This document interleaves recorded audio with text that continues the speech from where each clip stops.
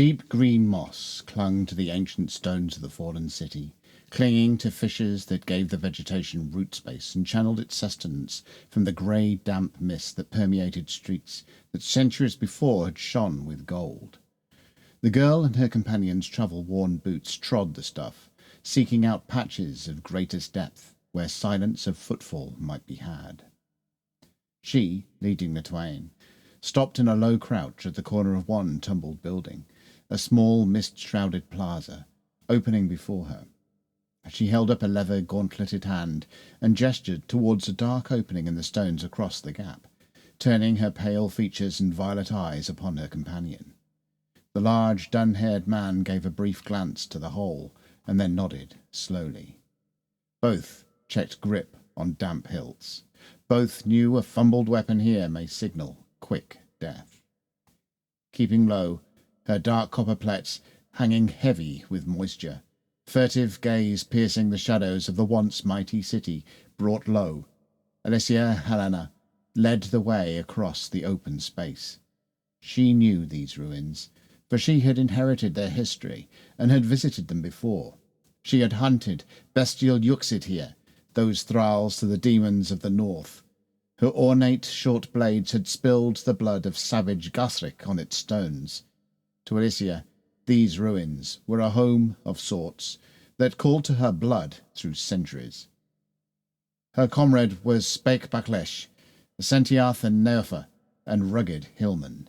Although not as light of foot as his lithe companion, still he carried the stealth of a practised trapper. He crouched, covering himself as much as he could with the round, dull-brown shield he carried. He held his falchion close to his body, readied for action. They were here not hunting savages or monsters, although the possibility of both was sharp in their minds. No, it was civilized quarry that had brought them to the ruins of Dunafia, this time. Their patron had told him of a Regaldan sorcerer who had come seeking the secrets of the Namiani, who had dwelled here centuries ago. Many centuries had passed since the city's fall, yet there still remained power here, dangerous power. At the time of its building, Gramarai was still strong, that raw material cut from the void, which the very gods had used to fashion the world. The patron's fear was that the sorcerer, Sequestian, known as Spellstealer, had located some trace of that remnant power. The thought of one such as he with that power to hand did not comfort him. About halfway across the plaza, the attack came. They had tracked their quarry to this half-standing structure, hoping to catch the sorcerer's expedition by surprise. The crossbow bolt that thudded into the leather and wood of Spake's shield put a lie to that. Sprinting the final yards, the two adventurers took up positions on either side of the opening, splaying their backs flat to the wall. They were lightly armoured, preferring stealth and speed to protection. Both sent silent prayers to the High Masters of Gremis, who was their custom before battle. With but a glance, they put their plan into action. They were old comrades in arms, their actions having been honed to instinct over the years. Spake turned in first, shield high, legs low. A hillfolk battle cry roaring from his throat had give him courage and draw out that from his foes. Alicia followed, her sharp senses locating their targets quickly. She spun in a low dance under Spake's targe, using the leather reinforcement over her knees to pivot close to the dark-haired Ekraku, who was fumbling to draw another bolt to his weapon. With twin half-blades flashing upwards, she found the man's underbelly, betrayed by ill-fitting brigadine. Withdrawing her sword, she turned in time to witness Spake cleave into another's shoulder and through his neck.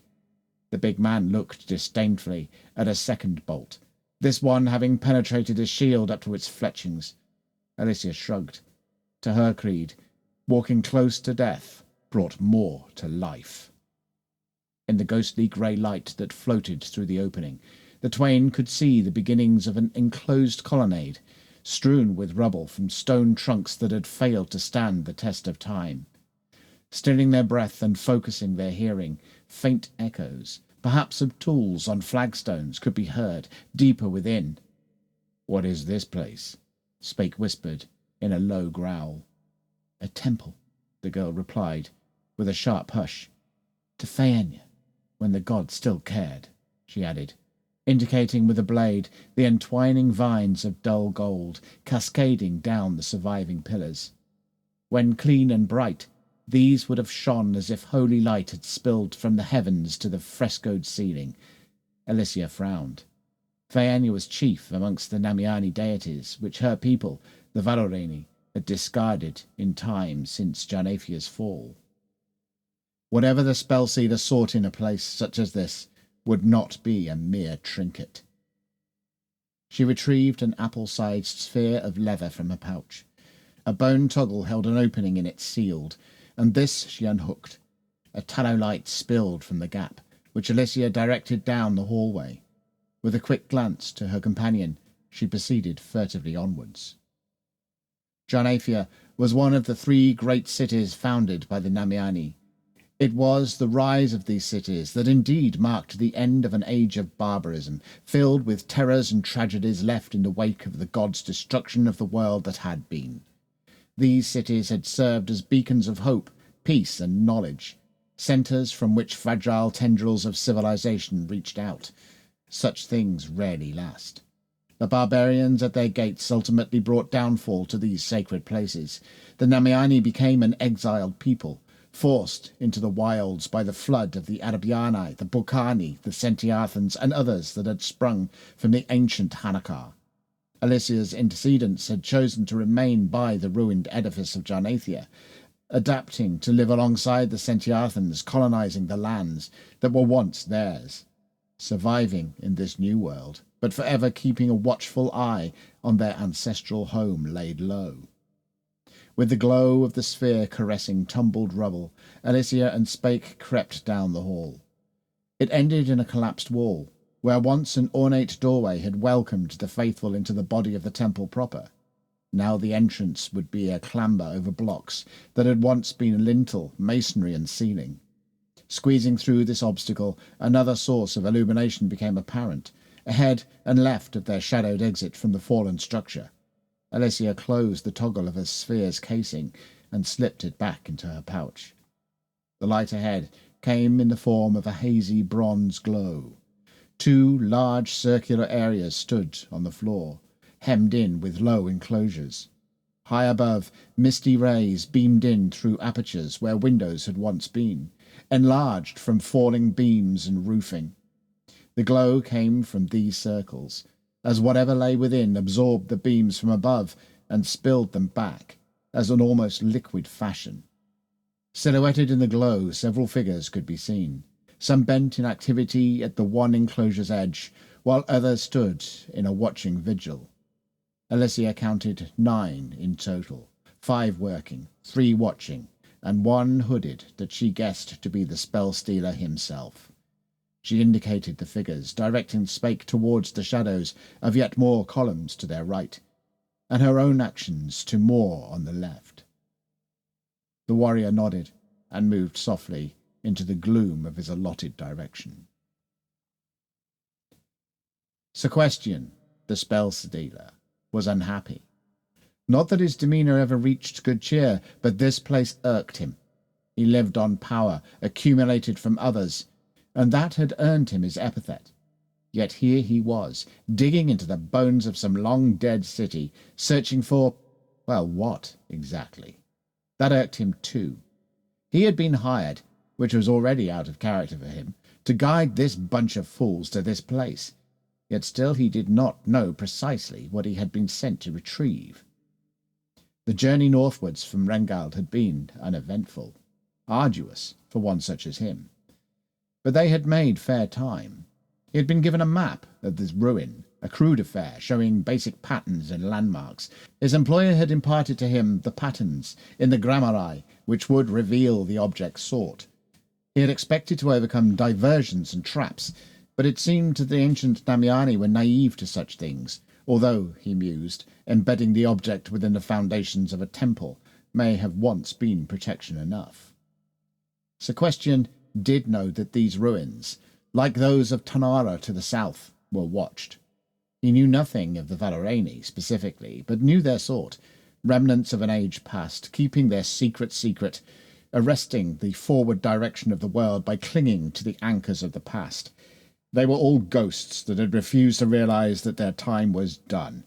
But still, he had an idea that his group's passage through these ruins had been tracked. Probably easily so, given the loutishness of the mercenaries that he had been supplied with. He ran fingers through his black mane, a habit he had picked up within the fetid marshes surrounding the once city. Vegetation and muck did not sit well with his usually well-cultivated tresses and beard.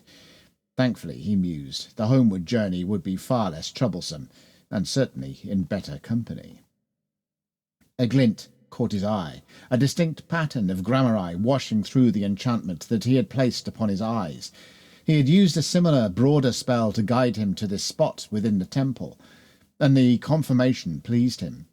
His heavy blue robe still recognisably fine, despite the grime of travel, bunched as he crouched by the dug hole, giving him the appearance of an amorphous terror come to the pit. "There," he hissed, striking out a dark-nailed and bejewelled finger in the direction of the pattern. The 5 workers around the pit stopped working with their short pickaxes and followed the spellstealer's digit. They could see nothing, but they knew the popinjay possessed a natural sight. They lifted their tools and went to work in that portion of their excavation. It was then 2 of their companions died. Out of the umbra on the opposite sides of the sorcerer's entourage, the 2 warriors rushed in. Caught by surprise, a pair of mercenaries fell before they had time to express their shock. At the sound of their comrades' arms clattering to the stone floor, the second pair of guards instantly dropped into a defensive crouch.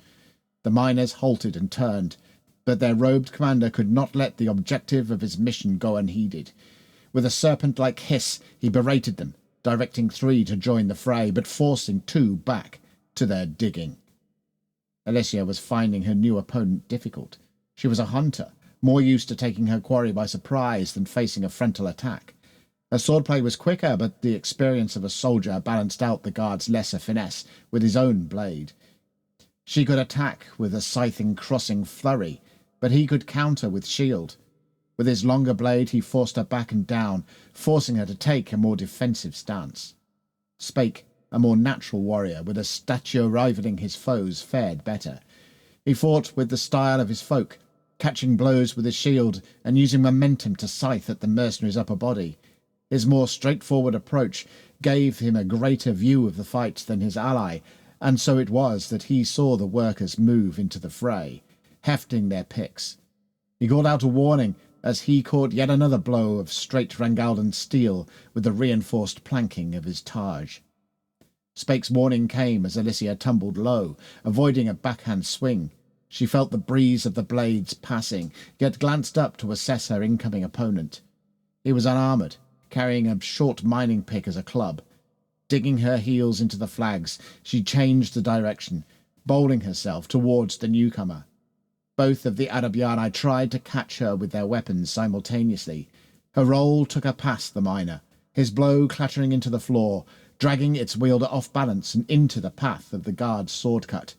A moment of confusion passed over the mercenary before he began to withdraw his blade from his fellow's upper body. That moment brought about his end, as Alicia raced over the miner's body. The man died with twin blades piercing deep into his shoulders. The spell-stealer ignored the fight. The gramarye patterns were rapidly gaining strength as the diggers clawed further material from the foundation. A mere moment after the Valorini had slain 2 of his minions, it was free. To his enchanted sight, it was an almost blinding fist-sized coal. "To me!" he hissed at the workers, and one stooped to recover the object. To the mercenaries' view, it looked to be a dull purple rock, barely different from the rubble that they had removed it to find it. It felt heavier than he would have expected. He handed it to Sequestian, who took it with his greedy, claw-like hand. The spell-stealer indicated the battle with his other. "Help your comrades," he exclaimed, but he no longer cared for their fate. Sequestian's employer had provided him with magic capable of tunnelling through the swirling auras of gramarye that permeated the very air and plane of the world. A small amulet in the form of the sigil of the demon Sequanath, inscribed with the rune of his employer, had been enchanted with the necessary knowledge. All he needed to do. The dull light in the temple's inner chamber snuffed out for a brief moment, as a wave of spirit-warping nausea brought all in the room to their knees. One dizzying minute later, Alicia and Spake rose to find the sorcerer gone and the mercenaries recovering in confusion, unable to decide what their master's vanishing meant. Alicia took the initiative. "Your chief is gone," she began, in the tongue of the Arabiani, not truly knowing what had happened to the spell-stealer. "Our fight is over. Leave this place, and pursue no more ventures here." For their part, the mercenaries needed little bidding. Sequestian had been an unfavourable leader, and they had lost too many companions in his employ. A surviving guard nodded to the woman, giving slow signals to his group to recover their gear and move out. Spake strode over to the spot where the sorcerer had stood, and bent to examine the area. All he could see was the excavation. There was no sign of the spell-stealer, other than footprints in the dirt and the dust. Alicia caught up, and saw the furrows of puzzlement on his brow. Her ringing cry of frustration echoed through the ruined temple, accompanied by the clash of sword steel on stone, such as made when two short swords are thrown to the ground in anger. Over 500 miles to the south, a befouled and bedraggled man in robes that may have been blue beneath the swamp muck and ruin patina coalesced from swirling tentacles of a misty purplish hue. Agraun, Magus of Rengald, pale fingers of bony hue steepled before eyes of jet, watched the spectacle with mixed emotion. He was unaffected by the spell-stealer's appearance in his chambers, for he had witnessed far greater and stranger. Besides which, he had been expecting it. He cared not for the state of the sorcerer, but what he sought was the stone. His ancient heart needed to know that the stone had been recovered. Sequestian half staggered forwards, disoriented from traversing the lines of Gramarai, before he fully recognized where he was. Facing his gaunt ancient employer, he held out the coal taken from the very foundations of Jarethia. "I have your rock," he hissed, "and I desire my payment." So it was that Sequestian Spellstealer received that which he was due.